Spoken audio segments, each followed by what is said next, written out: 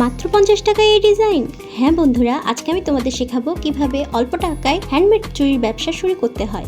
প্রথমে আমাদের যা লাগবে তা হলো প্লাস্টিকের বেস, এরপর আমাদের লাগবে কটন সুতা। এই কটন সুতাগুলো পিস হিসেবে আমাদের এখানে কিনতে পাওয়া যায়, প্রতি পিসে 15 থেকে 20 টাকা নেয়। এছাড়া আমাদের লাগবে রং। এই রঙগুলো আমরা 30 থেকে 50 টাকার মধ্যে। আঠার ক্ষেত্রে আমরা দুটো আঠা কিনবো। এই আঠাটা আমরা সিকোয়েন্স, রাইমস্টোন, মিরর, কুন্দন এগুলো বসার কাজে, আর এই আঠাটা আমরা সুতো বসানোর কাজে ব্যবহার করব। এরপর আমরা জরির সুতার কথা বলি। জরির সুতো এক ধরনের আছে যেগুলো বেশি চিকন, ওগুলো না, আমরা এগুলো কিনবো। আর লাগবে আমাদের প্রচুর প্রচুর পরিমাণে পুঁথি, সিকোয়েন্স, কুন্দন। এর পরের ভিডিওতে কোনটা কি পরিমাণ ব্যবহার করলে আমরা অল্প খরচে একটা সেট তুলতে পারবো তা আমি তোমাদের বলে দেব। বাই।